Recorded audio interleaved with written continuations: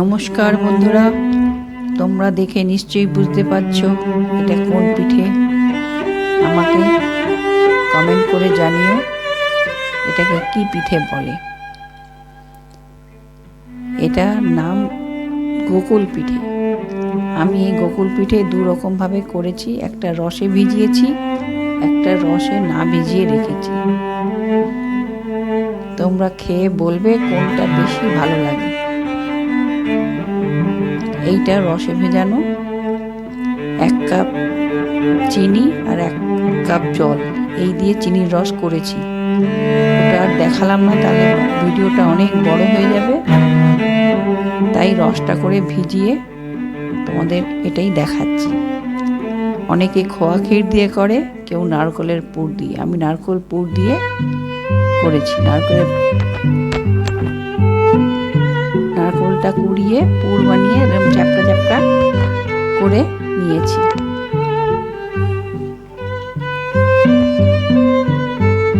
দেখতে পাচ্ছ তোমরা। যদি খোয়া ক্ষীর দিয়ে করো তাহলে খোয়া ক্ষীরটা এরকম চ্যাপটা চ্যাপটা করে নিতে হবে। পুরের জন্য যার যেটা ভালো লাগে সে সেটাই করে। আমি নারকেল দিয়ে পাটালি গুড় দিয়ে। এইবার এর জন্য আমি বাটারটাকে তৈরি করে নিই। এই জন্য 2 কাপ ময়দা আর 1 কাপ চালের গুঁড়ি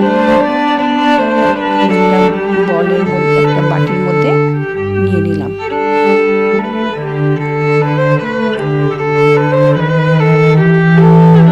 তোমাদের যদি নারকেলের পুরটা দেখতে হয় আমাকে জানিও, আমি ডেসক্রিপশনে লিংক দিয়ে দেব।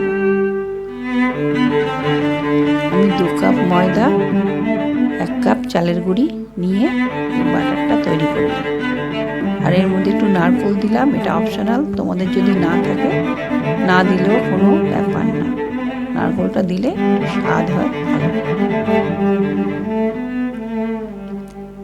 এবার এই বাটারটা অল্প অল্প জল দিয়ে গুলে নিতে হবে। এর মধ্যে একটু মৌরিও দিয়ে দিলাম।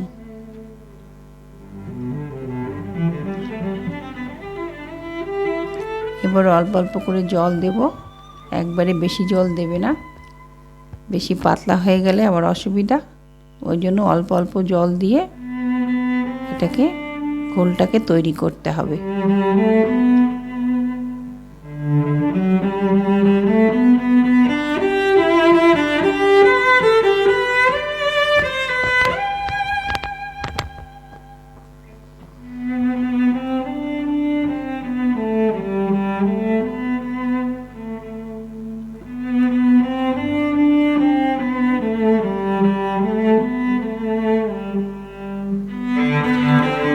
খুব ভালো করে ফেটাতে হবে, তাহলে একদম ফুলে ফুলে উঠবে।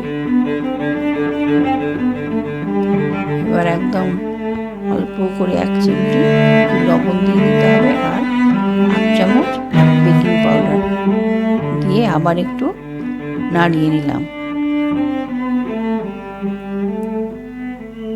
দেখো খুব ভালো করে ফেটাবে। দেখো এরকম ঘনত্বটা দেখে নাও কিরকম।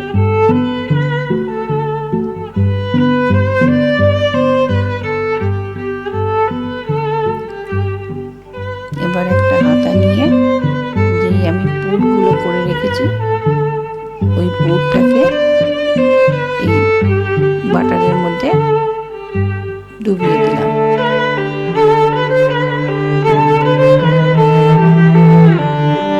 এবার কড়াইয়ে তেল গরম করে ওর মধ্যে একটা একটা করে ঢেলে দিতে হবে।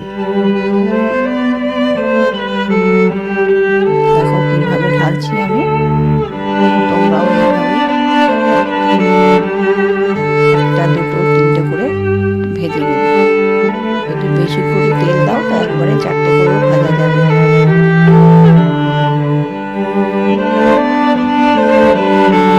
খুব হাই আছে ভাজবে না, লো টু মিডিয়াম আছে, এগুলোকে আস্তে আস্তে ভেজে নিতে হবে।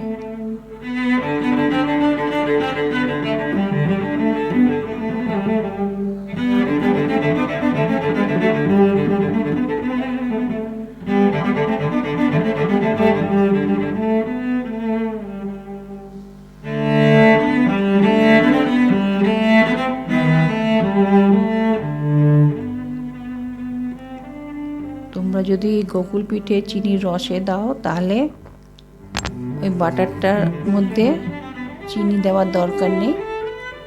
যেহেতু আমি অর্ধেক রসে দিয়েছি, অর্ধেক শুকনো রেখেছি, তাই আমি ওই বাটারের মধ্যে চিনি দিয়েছি 1 কাপ। 2 কাপ ময়দা, 1 কাপ চালের গুঁড়ি আর 1 কাপ চিনি, এই মাপ দিয়েছি। তোমাদের এই গোকুল পিঠে রসে ভেজানোটা ভালো লাগে না এমনি শুকনোটা ভালো লাগে আমাকে কমেন্ট করে জানিও।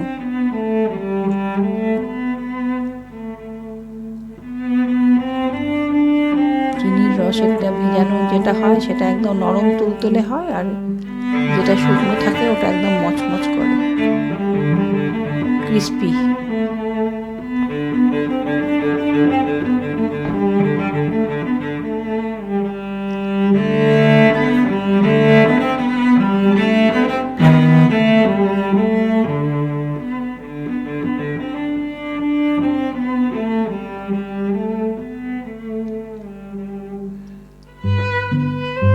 শীতের দিনে এই পিঠে পায়েস গোকুল পিঠে খেতে খুবই ভালো লাগে। দেখো কেমন টপা হয়ে ফুলে ফুলে উঠেছে পিঠেগুলি। অনেকেই এই গোকুল পিঠেটা দুধের মধ্যেও ভেজা, দুধটাকে ফুটিয়ে ওর মধ্যে দিয়েও গোকুল পিঠে। দেখো আমি আরেকবার দেখিয়ে দিচ্ছি কিভাবে দিতে হবে এর মধ্যে।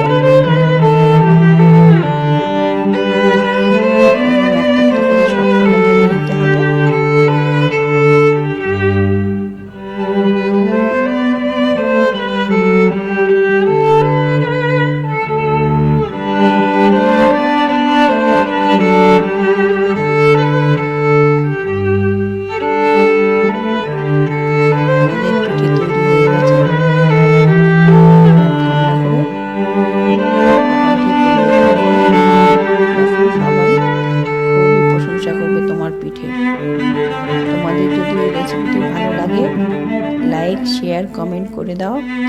আর নতুন বন্ধুরা সাবস্ক্রাইব করে বেল আইকনটি টিপে দাও।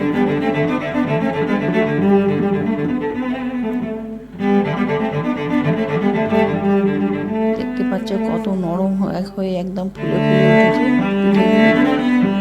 এইটাকে রসে ভিজিয়েছি।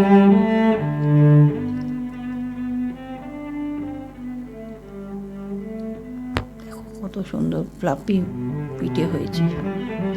আর এই পিঠেটা দেখছো এটাকে আমি রসে ভেজাইনি, শুকনো রেখেছি। তোমাদের কোন পিঠেটা বেশি পছন্দ আমাকে কমেন্ট করে জানিও।